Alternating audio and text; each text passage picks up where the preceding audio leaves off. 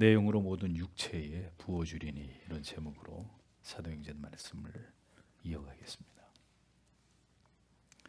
초대교회 탄생의 기폭제가 된 오순절 성령 강림 사건과 이러한 놀라운 현상을 바라보던 무리들의 반응을 사도행전이 언급한 데 이어서 오늘 본문에서는 성령 강림의 이 외적 현상으로 나타난 만국 방언의 이 어떤 만국 방언을 하는 이 현상에 대해서 이제 조롱을 하는 무리들을 향해 사도 베드로가 설교를 통해서 성령의 역사와 그리고 예수 그리스도의 구속에 대해서 변증하는 이런 내용이 오늘 본문 이후로 쭉 소개되어 있는 것을 볼 수 있습니다. 그래서 14절을 보면, 그러자 베드로가 11명과 함께 서서 그의 음성을 높였다. 그리고 그가 그들에게 크고 분명하게 말했다. 유대 사람들아, 그리고 예루살렘에 거주하는 모든 자들아, 이것이 너희에게 알려지게 하라. 그리고 너희는 나의 말들에 주의를 기울이라. 이렇게 기록하고 있습니다. 그러니까 본절에서 36절까지는 성령 강림 이후에 최초로 시작된 베드로의 설교의 내용이 기록이 되어 있습니다. 베드로는 11사도와 더불어서 목소리를 높여서 자기들이 지금 세술에 취해 있다라고 조롱을 하고 있었던 그 자리에 모인 많은 유대인들에게 두려움 없이 당당하게 성령 강림의 역사적 사건을 그는 지금 증거하고 있었습니다.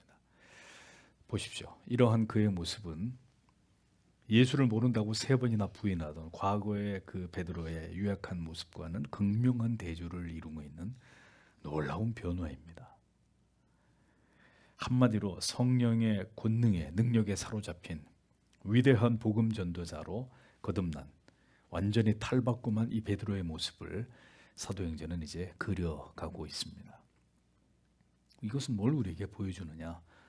성령은 이렇게 우리 안에서 우리가 알지 못하던, 내가 알지 못하던 능력을 우리 안에서 이끌어내시고 그 권능에 사로잡히게 하심으로 능히 이제로부터 하나님의 일들을, 하나님의 나라의 일들을, 우리에게 주신 사명을 감당하고도 남을 수 있는 이런 사람으로 오늘도 우리를 변화시키는 분이 바로 우리 가운데 우리와 함께 하시는 성령이시다라는 거죠.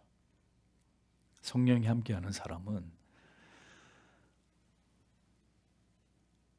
자기의 한계를 초월하는 하나님을 향한 그런 헌신과 충성을 하나님 앞에 감당하는 자들입니다. 이전에는 생각할 수 없었던, 내가 하나님 앞에 그런 일을 한다, 내가 교회를 위해서, 내가 하나님의 나라를 위해서 이런 일을 내가 할 수 있다, 이전에는 생각해보지도 못했던 이런 일들을 감당해내는 사람이 되는 것입니다. 예전에 학교 다닐 때 그렇게 이렇게 저 사람이 예수를 믿을 거라고는 생각지도 않았는데 한 30년 만에 만난 친구가 정말 훌륭한 교회의 장로님이 되어 있고, 심지어 목사님이 되어 있고, 심지어 선교사님이 되어 있는 이런 일들을 보지 않습니까? 누가 한 일일까요? 그 자신이 한 걸까요? 하나님이, 성령이 그 가운데 찾아오셔서 그의 생애를 완전히 뒤바꾸어서 하나님 나라를 위해서 충성할 수 있는 사람으로 하나님이 그를 변화시킨 모습들이 그렇게 그런 사람들의 인생 가운데 나타나는 것입니다. 그러니까 연약한 우리 자신만을 바라보고 있으면 우리는 절대로 담대해질 수 없습니다. 하지만 성령께 사로잡히기를 사모하고 성령의 뜻을 따라 행하고자 할 때 우리는 우리를 지으신 그 원래의 하나님의 목적과 뜻에 맞게 쓰임을 받고 능히 우리에게 맡겨진 사명을 감당할 수 있는 성령의 사람들로 변화될 수 있는 것입니다. 하나님이, 그래서 우리가 나중에는 우리가 눈을 감을 때 하나님이 이 비천한 나에게 이런 은혜를 주셔서 내가 하나님의 나라를 위해서 이렇게 헌신하고 충성할 수 있는 기회를 나에게 주셔서 내가 평생 이렇게 주님을 섬기다가 내가 이제 주님 앞에 가게 되니 하나님 정말 너무나 하나님 감사합니다. 나 같은 자에게 이런 은혜를 주신 것을 하나님 너무너무 감사합니다. 이러면서 우리가 감격의 눈물을 흘리면서 주님의 품에 안기는 것이죠. 이게 누가 이렇게 할 수 있느냐는 거예요. 내 자신이요. 천만에요. 우리에게 찾아오셔서 우리를 그렇게 변화시키시고 우리를 통해 역사하신 성령이 그렇게 하시는 일이라는 거죠. 그러니까 신자는 자기의 인생이 지나가는 동안 이렇게 내 인생이 내가 생각한 방향으로 가는 게 아니라 내가 전혀 생각하지 않은 방향으로 하나님에 의해서 이끌림 바 되고, 내가 이렇게 하나님을 위해서, 복음을 위해서 헌신할 수 있는 사람으로 내 인생이 이렇게 변화되어 가고 있구나, 이걸 확인할 수 있는 사람들이 되어야 합니다. 왜? 그게 내 안에 성령이 계신다는 부인할 수 없는 증거가 되기 때문이죠. 아까도 우리 구역 모임에서 이 말씀을 나눴지만 그 신앙의 여정이 시작해서 수십 년이 지났는데 이렇게 성령의 사람으로 하나님의 손에 붙들려서 하나님의 뜻을 이루어 나가는 사람으로서 우리의 생애에 이 변화의 어떤 곡선이 보이지 않는다. 그냥 처음부터 끝까지 아무런 변화 없이 이렇게 살다가 간다. 그건 성령의 사람이라고 보기 어려운 것입니다.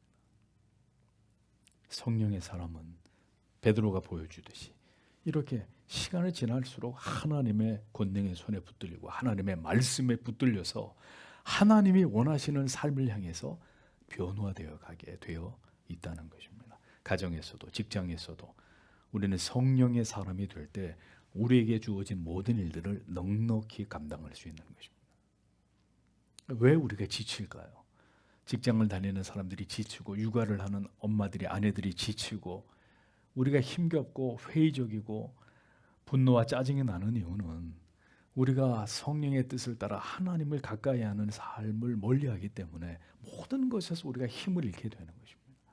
우리의 삶을 넉넉히 감당할 수 있는 첩경은 늘 성령의 뜻에 굴복하고 순종하면서 성령과 함께 동행하면 우리의 모든 삶의 무게를 너끈히 감당할 수 있도록 성령께서 우리를 붙잡으시고 우리에게 힘과 용기와 담대함을 시마다 때마다 우리에게 공급하신다라는 것을 우리는 분명히 믿어야 되는 것입니다.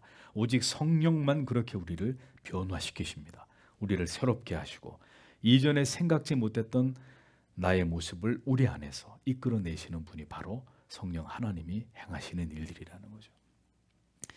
그래서 오늘까지의 나의 모습을 보고 실망하고 자기의 능력을 스스로 과소평가하면서 모든 것을 비관적으로 생각해 오던 이런 우울한 생각 속에 갇혀 계셨던 성도 여러분, 오늘 이 말씀을 듣고 더 간절히, 더 적극적으로 성령을 의지하십시오. 하나님, 저를 도와주십시오. 이 연약한 인생에게 하나님 내게 힘을 주시고 이 모든 것들을 감당해낼 수 있는 은혜를 나에게 주십시오 라고 하나님 앞에 기도해 보십시오.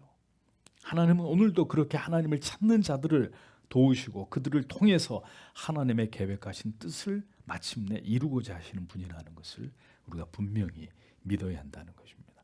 성령이 우리를 사로잡으실 때 우리는 이전의 모든 연약함과 우리의 실패와 좌절의 상처들이 치유되고 극복되면서 하나님이 주신 능력과 은사들을 통해서 힘있게 이것을 펼쳐 사용할 수 있는 은혜를 얻을 수 있게 되는 것입니다. 내 힘만으로 나의 삶을 지탱하고 사명을 감당하면서 내 의지만으로 신자의 삶을 살아가고 성화를 이루는 일은 불가능한 일입니다. 그것은 인간의 노력과 힘과 의지로 되는 일이 결코 아닙니다. 하지만 성령을 의지하면서 성령의 뜻에 순복하면서 성령으로 충만케 되기를 간구할 때 하나님을 더 가까이 하게 되고 하나님을 기뻐하고 즐거워함을 나의 능력으로 삼을 때 하나님께서는 지극히 평범한 우리라 할지라도 우리를 통해서 마침내 하나님의 뜻을, 하나님의 나라를 세워가시는 일들을 우리를 통해 이루어 가시는 분이다라는 사실을 우리는 분명히 기억해야 될 것입니다. 그러므로 우리가 오늘도 교회를 다니지만 때때로 잊어버릴 때가 있지만 다시 우리가 이것을 상기해야 됩니다.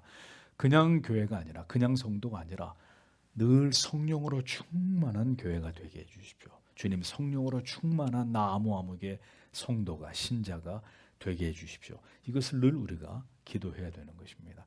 이것은 그저 막연한 희망사항이 아니라 우리가 온 마음을 다해서 하나님 앞에 부르짖어야 될 간절하고 절박한 기도의 제목이 아닐 수 없는 것이죠. 특별히 이렇게 악한 마지막 때를 살아가는 우리들에게는 성령으로 충만하고 성령으로 무장하지 않고는 어떻게 이 큰 배도의 시대를 우리가 믿음을 지키면서 갈 수 있겠습니까?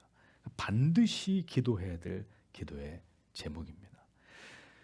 그렇게 성령의 능력이 충만해질 때 베드로처럼 어떻게 됩니까? 입이 열리기 시작합니다. 굳게 닫혀있던 우리의 입, 늘 복음을 전하기에 창피하고 부끄러워하고 어떤 말도 하지 못하던 우리의 닫혀있던 입이 베드로처럼 입이 열리기 시작합니다. 우리의 존재의 의미와 목적이 분명해져서 이제는 누구를 만나더라도 어느 곳을 가더라도 예수 그리스도의 복음을 전하는 자들이 됩니다. 복음을 전하기 위해 학교를 다니면서 공부를 하고, 복음을 전하기 위해서 직장을 다니면서 직장 생활을 하고, 복음을 전하기 위해서 사업을 하고, 사람을 만나고, 나를 통해서 그리스도가 드러나는 일에 진정한 기쁨을 가지고 이것을 사명과 인생의 목적으로 삼아서 복된 인생을 살아갈 수 있게 되는 것입니다. 성령께 완전히 사로잡힐 때 이러한 능력 있는 삶을, 의미 있는 삶을 그리스도인이 살아가게 된다는 것이죠. 남들이 다 공부하니까 나도 공부하고, 남들이 다 직장 다니니까 나도 직장 다니는, 남들이 다 하는 결혼이니까 나도 결혼하고, 이것은 신자가 자신의 인생을 살아가는 방법이 아닙니다.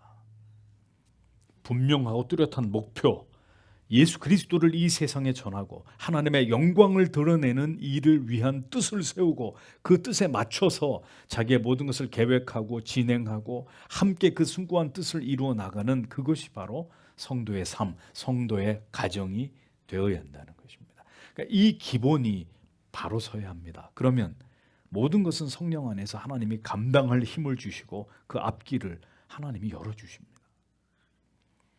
베드로는 유월절을 지키기 위해서 예루살렘에 모여든 세계 각처에서 온 순례자들을 향해서 강력하게, 우리는 술에 취한 자들이 아니오. 구약의 예언대로 성령의 강림하심의 현장에 서 있는 우리는 그 역사적 증인이지 우리는 술에 취한 사람들이 아니란 말이오 라고 외치고 있었습니다. 15절을 보면, 왜냐하면 너희가 추측하는 것 같이 이 사람들이 술 취한 것이 아니기 때문이다. 왜냐하면 날의 제3시이기 때문이다. 베드로가 이렇게 말합니다. 유대인들의 시간의 개념, 그들의 시간의 개념 속에 3시는 오전 9시에 해당이 됩니다. 우리 시간으로 말하면. 자, 유대인들은 전통적으로 하루에 3번 정해진 시간에 기도를 하는, 이것을 굉장히 중요하게 여기고 준수하는 사람들이었는데, 오전 9시, 정오, 그리고 오후 3시가 그들의 정해져 있는 기도 시간이었습니다. 이 시간에는 어떤 경우가 있어도 취식과 음주가 금해져 있었습니다. 베드로가 바로 이 사실을 들어서 우리 보고 지금 술 취했다고 얘기하는 그 무리들의 주장을 반박하고 있었던 것입니다. 지금 시간은 오전 9시입니다. 즉 경건한 기도의 시간인데 우리가 결코 이 시간에 당신들이 말하는 것처럼 술을 먹고 취해서 비틀거리고 있는 게 아니란 말이라고 밝히고 있었던 거죠. 우린 지금 술을 먹고 이러고 있는 게 아니다. 그리고는 바로 이어서 유대인들이 익히 알고 있었던 구약의 요엘서 2장 28절에서 32절의 말씀을 인용해서 구약 성경에서 이미 예언되었던 이 성령 강림의 사건이 바로 지금 당신들 앞에 일어나고 있는 이 모든 일들이라는 것을 증명하고 있었습니다. 이 요엘서의 예언에는 장래의 여호와의 성령이 하나님과의 언약을 통해서 새롭게 된 모든 사람들에게 임하게 될 것이다 라는 이 약속을 담고 있거든요. 바로 지금 초대교회에서 일어나고 있었던 성령 강림의 이 역사적 사실이 요엘서에 예언이 되어 있었고 그 예언이 지금 당신들 눈앞에서 이루어지고 있습니다 라는 것을 베드로가 밝히고 있었던 것입니다. 16절에서 17절을 보십시오. 다만 이것은 선지자 요엘을 통하여 말하여지는 것이다. 그리고 마지막 날들에 그것이 있을 것이다. 하나님이 말씀하신다. 나는 나의 영으로 모든 육체 위에 부어줄 것이다. 그리고 너희 아들들과 너희의 딸들은 예언할 것이다. 그리고 너희의 젊은이들은 환상들을 볼 것이다. 그리고 너희의 연장자들은 꿈들을 꿀 것이다. 요엘서의 내용을 그대로 인용해서 베드로가 이야기하고 있습니다. 자, 오늘 성령주의자들, 은사주의자들이나 신사도주의자들은 바로 이 구절의 내용을 자기적으로 해석을 해서 그들의 주장의 근거로 삼고 있지만 이것은 성경에 대해서 아주 몰지각하고 무지하면서 비롯된 것이라는 것을 분명히 여러분들이 알고 계셔야 합니다. 이 본문을 정확하게 해석하고 분명한 깨달음을 가질 필요가 있다는 것이죠. 자, 말세에라고 기록을 했습니다. 여기서 말세라고 번역한 단어는 문자적 의미로 이후에 그런 뜻입니다. 아헤레이켄이라는 단어의 의미는 구약의 선지자들에 의해서 사용될 때 이것은 바로 신약 시대에 도래할 메시아의 시대를 가리키는 것으로 일반적으로 이렇게 이해했습니다. 보다 넓게는 그리스도의 초림에서부터 재림에까지 이 모든 시간을 종말의 개념으로 봤는데, 따라서 여기서 이 말세의 마지막 때 이 말이 흔히 은사주의자들이 주장하는 것처럼 지금의 시대를 말세로 규정해서 자신들에게 일어나는 현상들을 마치 성령의 역사인 양, 지금 막 예언하고 방언하고 신유 뭐 이런 것들을 마치 성령의 역사인 양 정당화하고 합리화하는 것은 시대착오적인, 성경에 대해서 아주 무지한 이유로밖에 볼 수 없다는 것입니다. 당시 유대인들은 이러한 메시아의 시대는 아직 도래하지 않았다고 믿었던 반면, 베드로는 바로 여기서 지칭하는 말세, 즉 메시아의 시대는 이미 도래했다. 이미 도래했다. 그리고 그 결과로서 이제 당신들이 보는 눈앞에서 일어나는 모든 일들이 바로 성령 강림의 증거들이다 라고 설명하고 있었던 것입니다.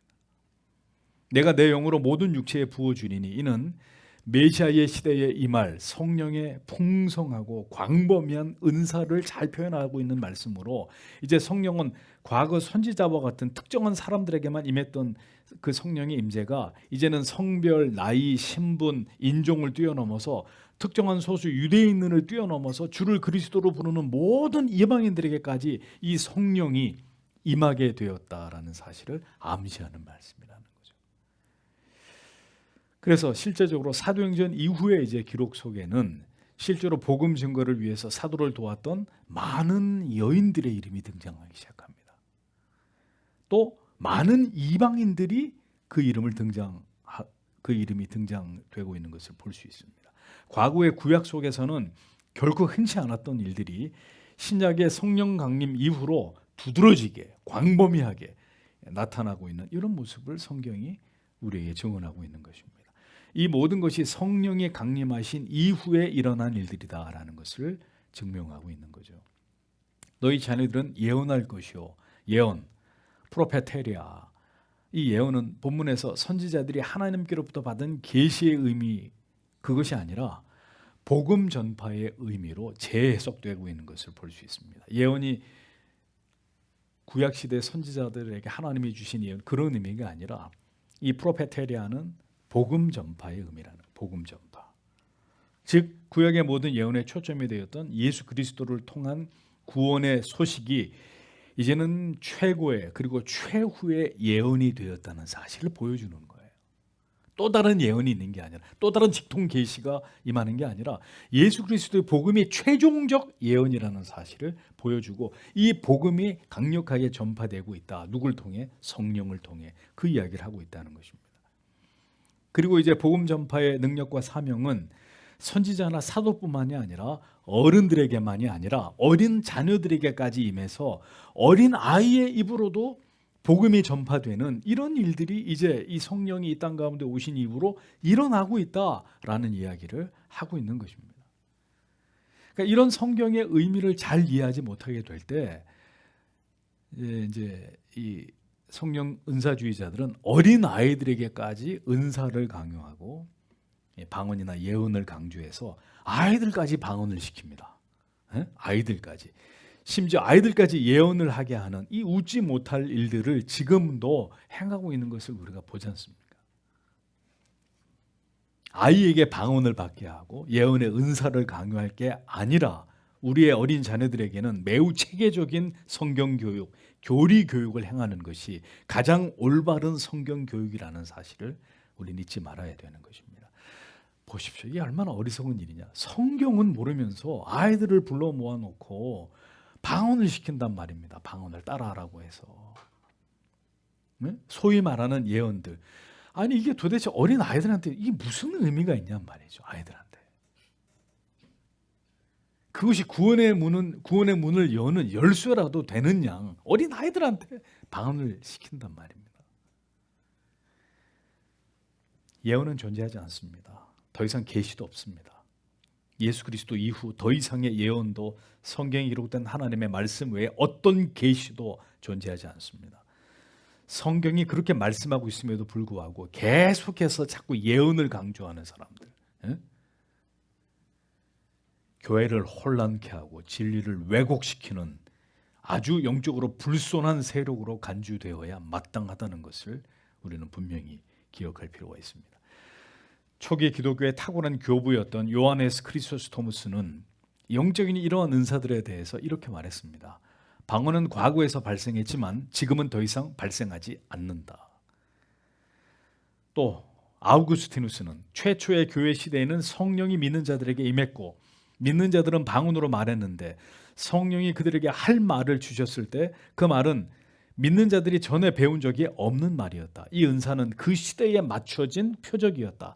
하나님의 복음이 장차 모든 언어를 통해 온 땅에 퍼질 것이라는 사실을 보여주기 위해서는 모든 언어로 성령의 전조가 나타나야 했기 때문이다. 그런 현상은 하나의 전조로 성취된 이후 사라졌다라고 아우구스티누스는 이야기했습니다. 청교도 존 오웬은 본질적으로 우리의 능력을 능가하는 은사, 그런 성령의 섭리는 오래전에 중단되었고 오늘날 아무라도 그런 은사가 있는 것처럼 가장한다면 그것은 광신적인 기만으로 의심받아 마땅하다라고 청교도 존 오웬은 얘기했습니다.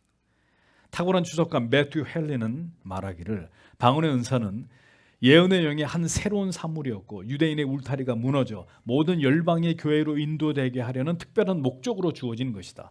이러한 은사들과 그 밖에 다른 예언의 은사들은 하나의 표적이므로 오래전에 중단되어 폐해졌다. 그래서 우리는 그런 은사들이 부활하기를 기대할 아무런 동기를 갖고 있지 않으며 오히려 성경을 더 확실한 예언의 말씀, 하늘의 음성보다 더 확실한 말씀이라고 일컬어야 한다. 우리는 성경의 주의를 기울이고 성경을 찾아보고 성경을 굳게 붙들어야 한다라고 매튜 헬리는 이렇게 분명하게 그의 주석에서 얘기를 했습니다. 조나단 에드워즈는 특별한 은사들은 세상의 교회를 세우고 확립하기 위해 주어졌다. 그러나 성경의 정경이 완성되고 교회가 충분히 세워지고 확립된 이후 이러한 특별 은사들은 중단되었다라고 강조한 바가 있습니다. 탁월한 칼빈주의 신학자인 벤자민 워필드는 말하기를 이런 은사들은 초대교회 그리스도인들 자신의 소유도 아니었고 그 점에 있어서는 사도시대의 교회나 사도시대 그 자체의 소유도 아니었다. 그런 은사들은 명백히 사도들에 대한 확증이었다. 그것은 교회를 세우는 일에 있어서 권위 있는 하나님의 대리자인 사도들에 대한 보증서의 일부였다. 따라서 그런 은사들은 그 기능으로 인해 명백히 사도시대의 교회에만 국한되었고 사도시대의 교회와 함께 필연적으로 사라졌다라고 분명히 말했습니다. 아도프 핑크는 말하기를 신약시대 초기에는 특별한 직분이 있었던 것처럼 특별한 은사도 있었다. 그리고 특별한 직분의 계승자들이 세워지지 않은 것처럼 특별한 은사의 지속도 결코 의도되지 않았다. 은사는 직분에 의존했다. 그런데 이제는 더 이상 사도가 존재하지 않는다. 그러므로 초자연적 은사도 존재하지 않는다라고 말했습니다. 우리가 그래서 임시직으로 뭘 우리가 임시직이라고 얘기합니까? 서리집사가 임시직이 아니고요. 임시직 바로 사도, 선지자, 성경에 임시적으로 존재했다가 역사 속에서 사라진 항존직은 목사, 집사, 장로. 이게 항존직이에요. 예수님 오실 때까지 이 땅에 존재하는 항존직. 그러니까 임시적으로 존재했던 사도의 직분이 사라진 것처럼 사도 시대에 존재했던 모든 은사들도 다 소멸됐다. 모든 경건한 신학자들이 다 이구동성으로 이것을 얘기하고 있습니다. 성경에 대한 무지는 이렇게 진리가 아닌 것에 우리로 하여금 몰두하게 만들고 오히려 이런 현상에만 집착하게 함으로 참된 진리에서 더 영혼을 멀어지게 만드는 결과를 낳을 뿐이라는 사실을 여러분들은 분명히 이해하셔야 합니다. 너희의 젊은이들은 환상을 보고 너희의 늙은이들은 꿈을 꾸리라 라고 말씀하고 있습니다. 여기서 환상, 꿈, 이것은 구약시대의 특정한 이들에게 하나님께서 자기의 뜻을 계시하고 보이시던 구약시대의 한 방편이었습니다.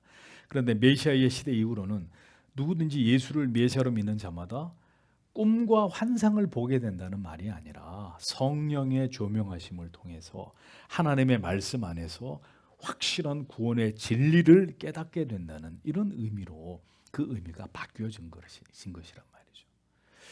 그런데 아직도 무슨 꿈을 꿨는데 이게 하나님이 주시는 계시라는 둥, 환상을 봤는데 뭐 음성을 들었는데 이런 이야기들을 하신단 말입니다. 개혁된 교회를 다니는 성도들이.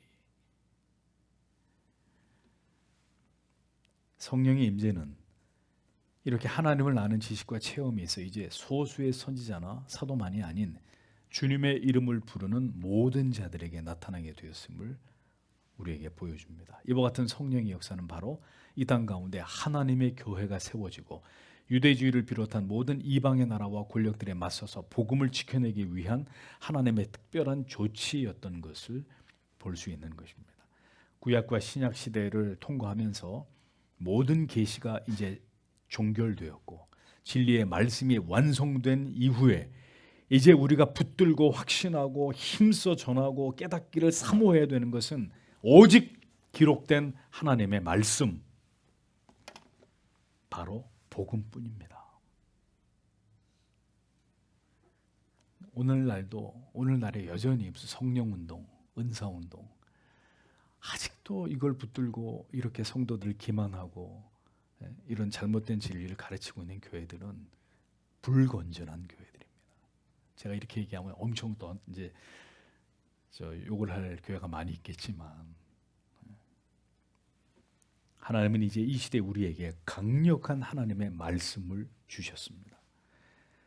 구약에서 아직 계시가 완결되지 않은 때 하나님은 선지자들을 통해서 말씀하셨습니다. 하나님의 음성을 직접 듣게 하기도 하고 하나님이 주신 꿈과 환상을 보게 하기도 하면서 하나님의 뜻을 깨닫게 했습니다. 신약 시대에 하나님께서는 예수 그리스도를 보내셔서 그분의 입에서 나오는 말씀을 통해서 위대한 계시를 우리에게 다 들려주셨습니다. 그리고 예수 승천 이후에는 성령을 보내셔서 여러 가지 은사를 통해서 하나님의 임재와 능력 부으심으로 복음이 전 세계로 확장되게 하시기 위한 강력한 능력을 부어주셨습니다. 이제 지금의 이 시대는 그렇게 전해지고 완성된 계시의 말씀, 이 성경을 모든 계시의 종결과 최후의 예언이라고 믿고 이 진리만을 깨닫고 증거하는 일에 모든 교회와 성도가 신명을 바쳐야 되는 것입니다. 이 절대 진리의 가치를 주님 오실 때까지 지켜내고 이 복음을, 이 진리를 누구도 훼손하지 못하도록 이 하나님의 말씀을 수호하는 일이 이 시대의 교회가 받은 마지막 사명이 되는 것입니다. 그래서 여러분들이 몸담고 있는 서교 장로교회는 모든 은사주의 운동, 성령운동, 신사도주의, 직통계시를 단호히 배격하는 것입니다. 오직 진리를 통해서 하나님을 알아가고 성화를 이루어가고 구원받기에 충분하다는 이 신앙의 고백을 우리는 붙드는 것입니다. 서교 장로교회가 이러한 여전히 이 시대에 존재하는 이 잘못된 시류에 영합하거나 흔들리지 않고 끝까지 하나님의 말씀, 교리의 가르침만을 지켜나가는 교회 되도록 우리 모두 함께 하나님 앞에 기도하면서 마지막 때 이 더욱 하나님의 말씀의 진리의 날을 세워가는 그런 교회와 성도 될 수 있기를 성령께서 오늘도 우리를 붙들어서 이 하나님의 말씀을 지켜나가는 일에 우리를 사용해 주시기를 오늘도 다 함께 기도하고 돌아가도록 하겠습니다. 기도하겠습니다.